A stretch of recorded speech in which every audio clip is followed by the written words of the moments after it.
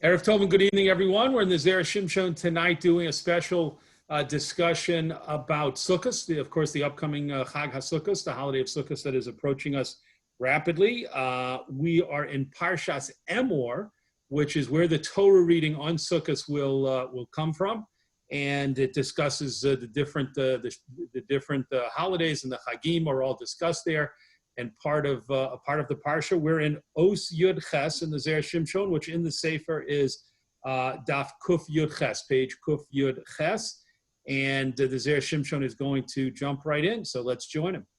Medrash Rabbah, it says in the Medrash Rabbah, but this is not the Medrash Rabbah on Parshas Emor. This is on going back to Bereshis on Parshas Vayera, and we'll see in a moment what it's referring to. Very, very, very interesting discussion here in the Medrash Rabbah. So it says al pasuk, on the pasuk in Parshas Vayera, Yukach no me'at mayim. Avraham has had his bris milah, and in the beginning of Parshas Vayera, he is outside in the hot sun. The Torah tells us, and Chazal explained that he was outside welcoming, hoping for guests to come by so he could do the mitzvah of Hachnasas Orchim, of welcoming guests. And he sees three people come by. We, of course, know that they're malachim, but Avram thinks they are nomadic travelers, Arab travelers, or who are passing by. And he runs to greet them and to welcome them. And he says, Yukach na me'at mayim. Let there be taken now a little bit of water. And he says to them, well, I'll wash your feet for you, and etc. So the Medrash says, Kol Masha Asa Avram Avinu LaMalachim, everything in that story that Avraham did for the three Malachim, and Avram did a lot of things for them. He showed tremendous hospitality, and the Torah goes in great detail telling us all of the different things he did to welcome and to take care of the Malachim. So everything he did for them, Asa HaKadosh Baruch Hu Lebanov Shalosh Pa'amim. Hashem did those things for Avraham's descendants, for the Bnei Yisrael, the Jewish people, 3 times. So whatever Hashem did for his 3 visitors, his 3 angelic visitors, Hashem ultimately did for the Jewish people the same type of thing on 3 different occasions. Bamidbar, once when Bnei Yisrael was traveling in the Midbar. Ba'aretz, once when they were living in the land, in the settled land of Eretz Yisrael. Ule Asid, and once Hashem, and one time Hashem has promised to do it for the Jewish people in the time of Mashiach, in the future time of Mashiach in the Messianic era. So the Medrash goes on to give examples, and it gives examples about the water, but the one the Zera Shimshon wants to focus on is the one that's coming up now. Avraham Amar. Avram said to the Malachim, V'hishanu tachas ha'etz. Come and recline under the tree. It was a very hot day. And he said to them, come, sit down, recline, stretch out, relax under the tree, and I'll have all kinds of special food prepared for you.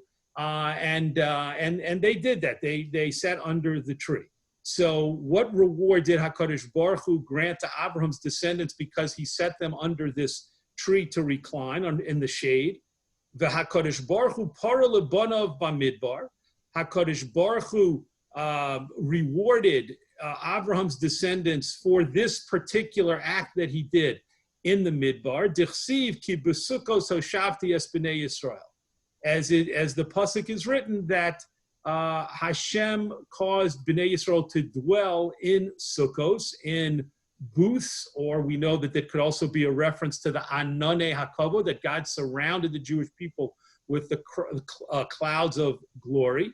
But basically, however you look at it, however you interpret this pasuk, and it's interpreted those 2 different ways in Chazal, Hashem surrounded the Jewish people and protected them in the Midbar in the merit of Abraham's telling the Malachim, come sit in the shade. Of course, when we're in a sukkah, we're going into the shade. There are very specific rules that the sukkah has to provide shade for us when we're inside of it. So he said, come sit in the shade under this tree. And Hashem rewarded Bnei Yisrael in the Midbar with having them have booths and having these clouds, etc. Ba'aretz minayon, in the land of Eretz Yisrael. So after the Midbar, when the Jews came into Eretz Yisrael, how did Hashem reward them for this. Minayin, from where do we see the reward? Sukkos teishvu shivas yomim, because Hashem gave us the mitzvah to dwell in Sukkos for the 7 days of the holiday. And so that was another reward for the fact that Avraham gave a place to a shady place for the malachim to rest. Le'osid minayin, how do we know Hashem is going to provide some kind of reward specifically for Avraham's act in the future, in the time of Mashiach? Shenemar, as the pasuk says, v'sukkah tihiyeh letzel yomam. This is a pasuk in Yeshaya in Perek Daled where it's talking about different things that will happen in the Messianic era, and it says there will be a sukkah, there will be a booth in order to provide shade from the heat of the day. Ad kan Lashono, until here is a quote from the Medrash Rabbah. So let's pause for a moment just to recap this really beautiful idea in the Medrash, and that is again that the Torah. Again, we're going back. We're not in Parsha Emor right now. We're going back to, we're not in Parsha Emor at all in terms of the Parsha, but in terms of where we're going to go in a few moments, we'll be talking about the Psukim in Parsha Emor. But the Zera Shimshon says, let's look back at Bereshis because there's a hint there in the Medrash to the mitzvah of Sukkah, to the whole concept of a Sukkah. How does anything that happened in Bereshis have to do with the holiday of Sukkot? Well, Avraham Avinu welcomed these malachim, who he thought, again, were travelers, and he extended his hospitality and his kindness to them to a tremendous degree. And one of the things he did was he set them down in the shade of a tree, and Hashem said, I'm going to repay you threefold for that, just like I'm going to repay you threefold for each of the things you did for your guests, your angelic guests. And what did he do? Because he put them in the tree? Well, he gave us the Sukkos to dwell in the midbar, and the clouds of glory and surrounding Bnei Yisrael in the midbar to protect them and take care of them. And once we got into Eretz Yisrael, then he gave us the mitzvah of sitting in the sukkah. And then in the future, he also, the pasuk in Yeshayahu told us about God building a sukkah for Bnei Yisrael to protect them from the heat of the day. So we see that that theme developed very nicely. Let's continue in the second paragraph. Makshim ha'olam, so the whole world asks a question. V'halo lo asa ela pamachas.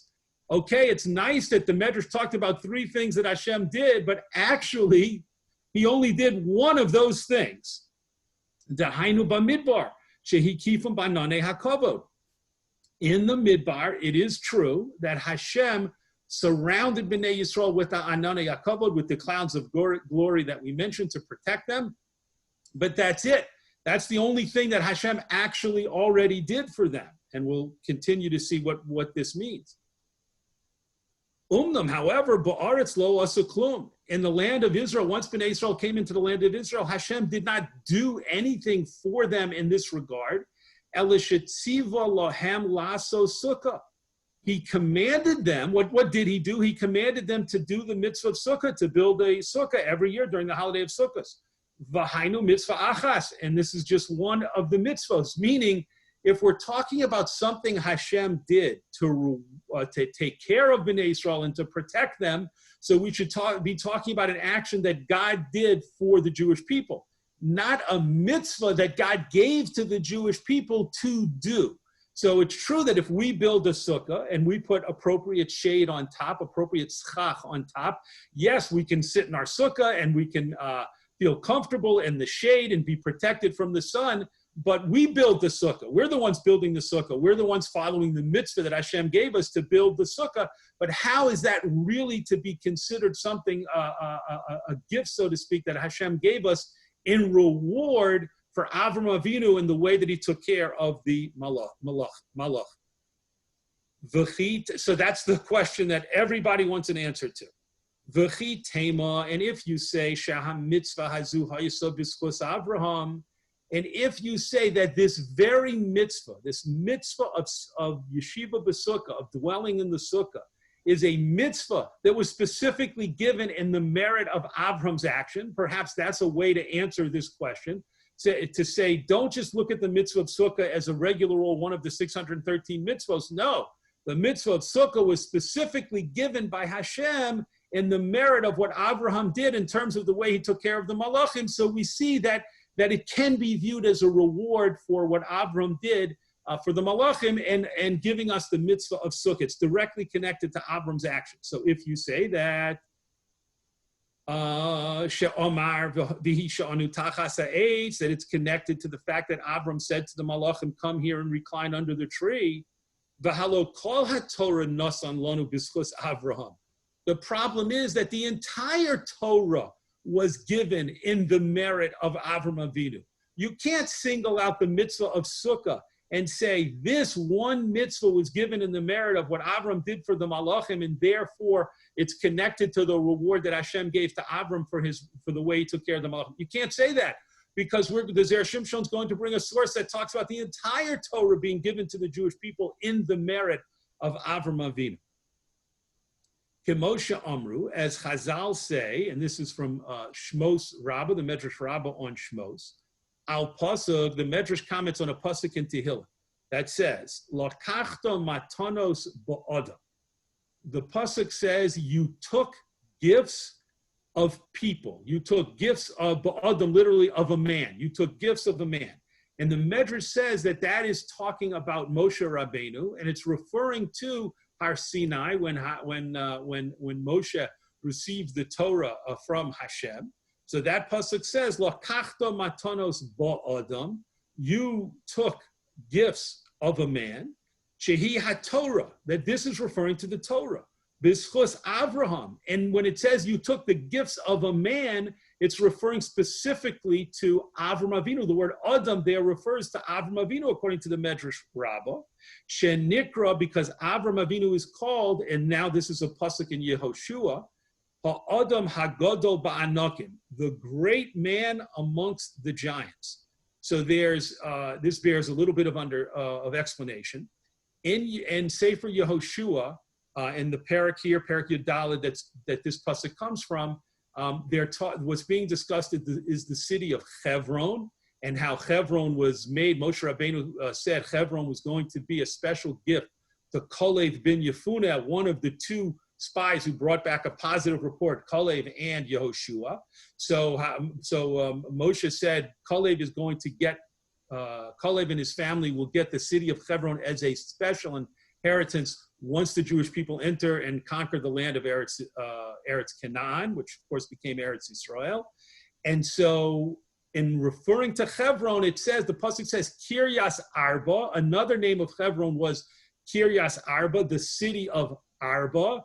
And that's where these words appear. Who is Arba? Ha'adam Hagadol Ba'anakim, the greatest man amongst the giants. But the Medrash Rabbah says that's really referring to not just Arba, a great giant, but it's referring to Avram Avinu, who was buried, of course, in Hebron in Maras HaMachpelah.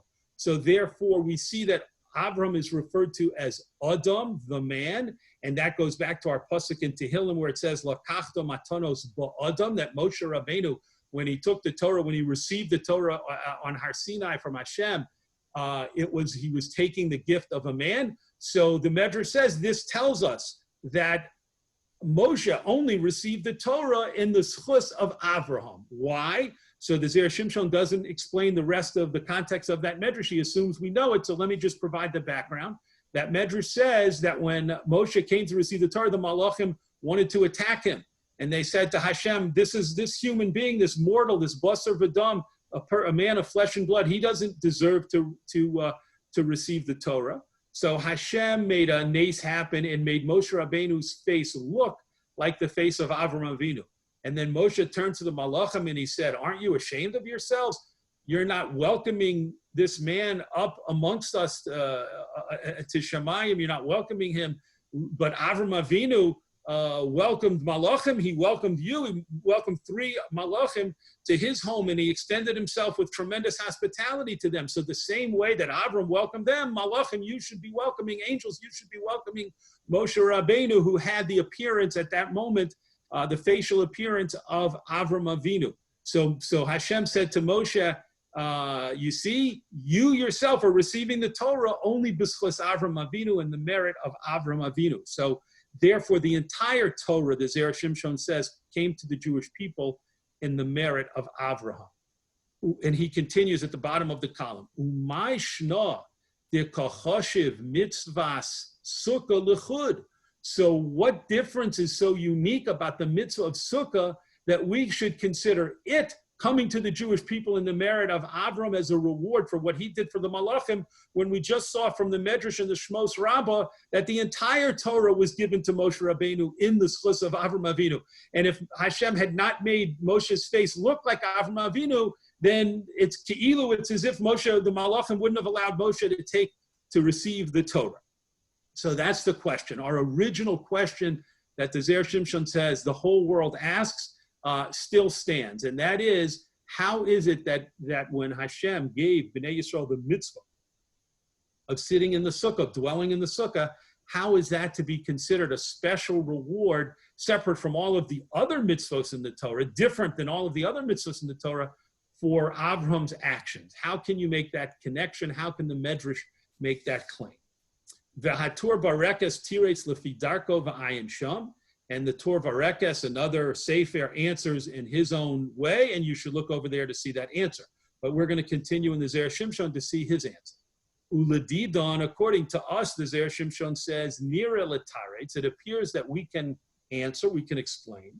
The Isa b'medrash Yalkut Shimoni, that it states in the Medrash Yalkut Shimoni, Lama anu osim sukkah achar yom hakippur. Why is it that that we make a sukkah, that we celebrate the holiday of Sukkos after after we've just gone through Yom Kippur? And we'll return to explain that question in a moment. Ella shema yotza dinon shel Yisrael b'yom hakippurim legolos.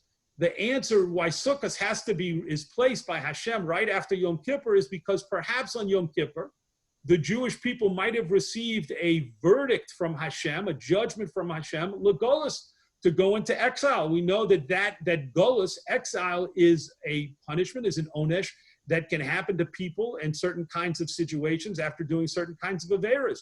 So perhaps the Jewish people as a whole, perhaps Hashem ruled on Yom Kippur, the Jewish people deserve to be forced out of the land of Eretz Yisrael and to go into golus. So Hashem said, I'll give you the mitzvah of sukkah, and every Jewish person will leave his and her home and go out into the sukkah, and that will be like a kind of a microcosm of exile, an experience of exile that each person can do in his or her own backyard. They can leave their home and go out and live in the sukkah, and that will be Makayim, the punishment of Golus that was adduced on Yom Kippur, and therefore the Bnei Yisrael will be able to stay in the land of Israel and will not have to suffer actual Golus. And even if it's a time when the Jewish people are not living in the land of Israel and they're in Golus, they won't have to go into another exile from wherever they are, wherever they've established themselves.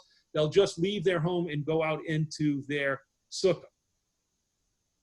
Lachain, therefore, osim sukkah, therefore we make our sukkah, the golim mibatehem, and they go out of their house, l'sukkah, to the sukkah, during the holiday of Sukkos, right after Yom Kippur. Adkan Lishono, until here is the language of the Yalkut Shimoni. So the Zera Shimshon says that there's a famous question, which is why did Hashem decide to have the holiday of Sukkos, the Chag HaSukkos, at the time period that it was given, which again is just a few days, 5 days after Yom Kippur on the 15th of Tishrei. Why that time? Why not have the holiday of Sukkos closer to Pesach? Pesach, of course, commemorates the Yetzias Mitzrayim, the Exodus from Egypt. And since the holiday of Sukkos talks about the booths that Bnei Yisrael dwelled in the Midbar, in the wilderness, and the Ananei Akobot, as we said, and the clouds of glory that surrounded them, so why not have Sukkos be sometime after Pesach and close to Pesach, as opposed to after Yom Kippur, that it doesn't seem to have any connection to? Sukkos seemingly has much more of a connection to Pesach and the Exodus from Egypt than it does have to Yom Kippur. There doesn't seem to be a connection to Rosh Hashanah and Yom Kippur for the holiday of Sukkos. So the Yalkut Shimoni says the answer is what we just explained about Bnei Yisrael possibly be giving the verdict of Golus, and so we leave our homes and we exile ourselves, so to speak, into our sukkah. So now let's continue. Now we see, according to this principle articulated by the Yalkut Shimoni, that the Jewish people do get a tremendous benefit, a tremendous reward from the holiday of Sukkot and dwelling, the mitzvah of dwelling in the Sukkah. Ubizman hazeh dafka, and this reward is one which is in our time. It's not connected to what happened in the Midbar. In the Midbar, Hashem provided the protection of the Sukkos Oshafti es Bnei Yisrael, but now we're talking about after that, in Eretz Yisrael, and moving forward, moving past the Midbar, we benefit tremendously from the mitzvah of Sukkah as a type of golus, a type of mini exile. And this is what is referred to when it says, when the original medrash that the Zera Shimshon quoted, the medrash rabbah on Parshas Vayera, said, because Abraham took the malachim and set them in the shade under a tree, Hashem rewarded the Jewish people 3 times in 3 different periods of history because of that. Well, that's the mitzvah of Sukkah, because we have this benefit, again, based on the Yalkut Shimoni, this benefit of not having to be exiled from our land, because we have the mini exile of going from our homes to Gullus, and that's why Sukkot comes right after Yom Kippur. Let's continue on with the Zera Shimshon as he develops his ideas even further.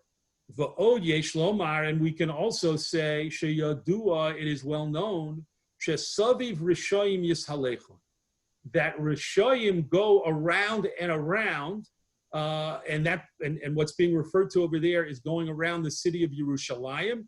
And if you look at the reference here to Tehillim Perek Yud Beis, you'll see that what's stated over there is that the enemies of the Jewish people will always attack Yerushalayim. They'll always be on the lookout to attack us in Yerushalayim in matters that have to do with Yerushalayim and actually physically attacking Yerushalayim. And that's something that the Rishoyim, the wicked people of the world, the enemies of the Jewish people, the enemies of Hashem, will always try and do. Mitzvahs HaSukkah, and the mitzvah of Sukkah, Soda, its secret meaning, Lahagin Aleinu Misonenu, is to protect us from our enemies, Umin HaMazikin, and from our destroyers, those who want to destroy us, Umin Sare HaUmos, and from the leaders of the nations of the world. So here the Zera Shimshon is going to a deeper level. He's taking us to a deeper place, to the level of Sod. And he's saying one of the hidden concepts behind the mitzvah of Sukkah is Hashem is saying, go out of your home, go into the Sukkah, and realize that the same way the Sukkah is protecting you and you feel secure sitting in your Sukkah, that's the way I'm going to protect you from your enemies. I will protect you from those who want to destroy you. And remember, Zera Shimshon said, and their focus of those enemies will always be on Yerushalayim. And in order that when we sit in the Sukkah, we're surrounded with the Sukkah of peace, with a peaceful covering. The Sukkah is a peaceful habitat, a Sukkah Shalom. Tenoda, as is well known, Shebishvil zeh anu makifim hateva bechag hazeh. And this is why we circle around the bima during this holiday. Of course, we all know well, recognize this reference. We take our lulavim and our esrogim, and we circle around the synagogue, and we circle around the bima. So the Zera Shimshon is saying that's part of this sod. That's part of this hidden meaning. When we circle around the bima and we circle around the synagogue with our lulavim and our esrogim, we are, in the Sifrei Torah, we are representing, we're symbolizing, we're embodying, in a way, the fact that the message Hashem is giving us, which is that Hashem is going to surround us and protect us from our enemies. And that's what is the theme of the holiday of Sukkot. The anu makrivim shivim parim, and we bring 70 bulls as part of the special korbanos that are only brought on the holiday of Sukkot. We bring 70 bulls. That's just talking about, if you add up the parim, the bulls that are brought for all of the days of the holiday, it equals 70. And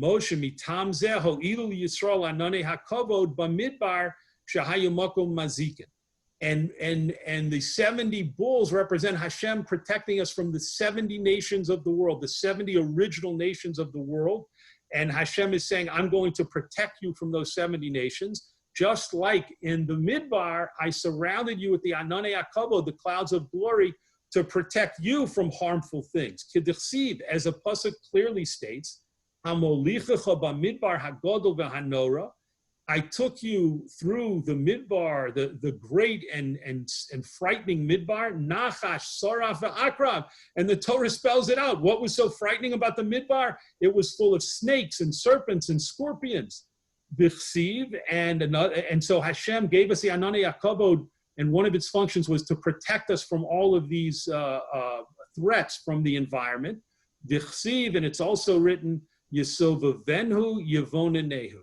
I surrounded them and I gave them bina, I gave them wisdom and understanding. Also a reference to Bnei Yisrael in the Midbar. And the pasuk is talking about Hashem surrounding us, protecting us, and giving us bina, giving us understanding to be able to appreciate what it was, the incredible miracles Hashem was doing for Bnei Yisrael in the Midbar, in a place where a small group of people would not have been able to survive a trip of 40 years. And here you had the entire massive community of Bnei Yisrael traveling through the Midbar and being protected by Hashem. And this, the Zera Shimshon is teaching us, is a sod, a hidden a theme of Chag HaSukkos. Vizu, and this, Hayasam Mamish Kavonas Avraham. And this idea that we're talking about, which we should think about when we celebrate, when we sit in our sukkahs nowadays, this was the original kavana of Avram Avinu. Kisha Amar Lohem, when he said to the Malachim, V'hishanu tachas ha'etz, you should sit and recline under the tree. The ilav hachi, if it wasn't for the fact that Avram had a special kavana to protect the Malachim and take care of them, similar in a way to how Hashem took care of Bnei Yisrael in the Midbar, so then why would the Torah tell us about it?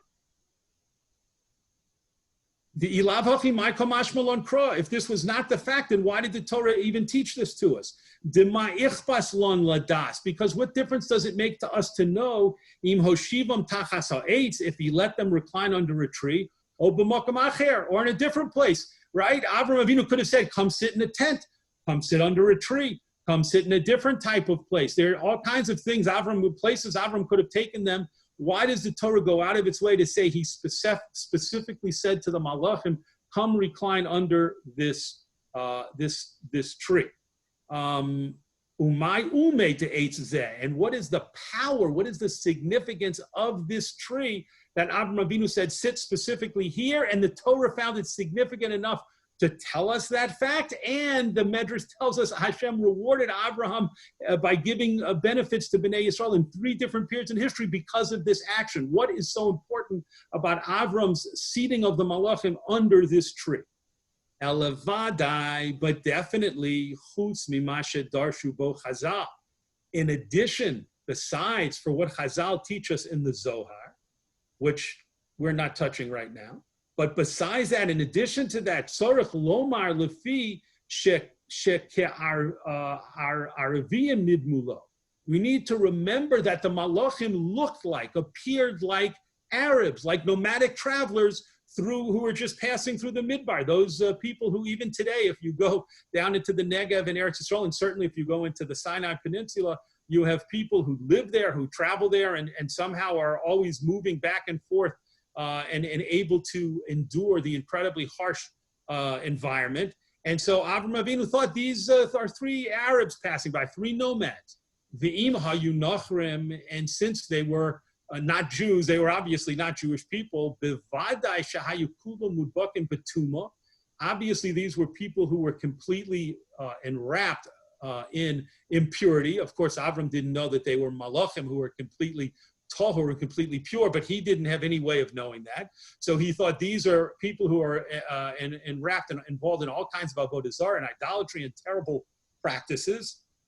V'hara davuk b'hem legamre, and evil is completely clinging to them, to these 3 malachim.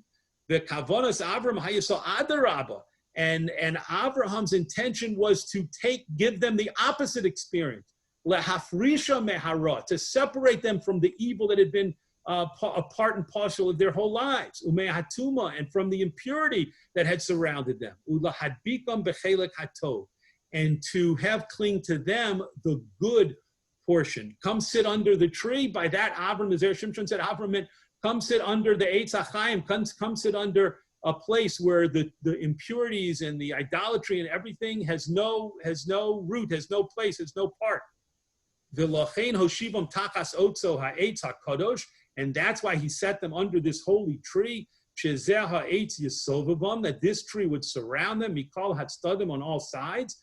V'yakif osam, and it would encircle them. V'yagein aleihem, and it would protect them. Mehara, from evil. Shelo yishlot od bohem, that it should not have any more power over them.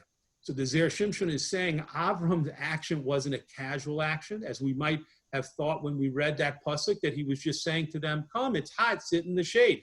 Most normal thing in the world to do. No great chiddush there. Zera Shimshon says, no, it's incredibly significant. It's incredibly important, because Avram Avinu was reading the situation and he was thinking to himself, these are people who are completely ensnared by idolatry and by tumah, by impurity, and I need to take them away from that so they can experience for the first time in their lives being and dwelling in a place where none of that exists, where all of that is negated and nullified, and I'll put them in a place where they're surrounded, instead of impurity, with Tara. They're going to be surrounded with purity, and instead of Avodah Zarah, they're going to be surrounded with Emunah and Bitachon and Hashem. And that was Avram's intention, and be protected in this place. Ume'ata, and from now, Asi Shapir, now we really understand on an even deeper level what the Medrash meant in the very beginning of this piece, when it said, in the merit of what Avraham did for the Malachim, Hashem surrounded Bnei Yisrael with the Ananei HaKavod. Now we truly understand what's going on. The Otziva L'Yisrael Laso Sukkah, and Hashem, in addition to surrounding them with Ananei HaKavod, gave us a permanent mitzvah every year during the holiday to build a sukkah and to dwell in the sukkah. V'nasan segula zu b'mitzvah zu, and Hashem implanted this treasure within this mitzvah. What's the treasure? The treasure is to sit in the sukkah and to understand that Hashem is sending us a message, she'ein kamohu, that there's nothing like it. Hashem is sending us a message saying, I am surrounding you. Just like I surrounded Bnei Yisrael in the Midbar, when you sit in your sukkah, realize I'm surrounding you and protecting you from tumah, from impurity, from avodah zarah, from the influences of the outside world, and from your enemies. And I'm protecting you and taking care of you, and you can be sure and trust in that. That's the segula, the hidden treasure hidden inside the mitzvah of sukkah. V'chein yiyeh le'asid, and so it will be in the future. The Zera Shimshon says, don't forget that Medrash talked about 3 time periods. The period in the Midbar, when Hashem protected them with the Ananei HaKavod, and they dwelled also in their physical sukkahs, and they were protected there. Also when they came in and settled the land of Israel, and Hashem gave them the mitzvah of sukkah for every year, and also in the time of Mashiach. And all of these periods, and that encompasses all of the periods of Jewish history, Hashem is promising to surround us, take care of us, and protect us. And we look forward to learning again, God willing, in the Zera Shimshon next week.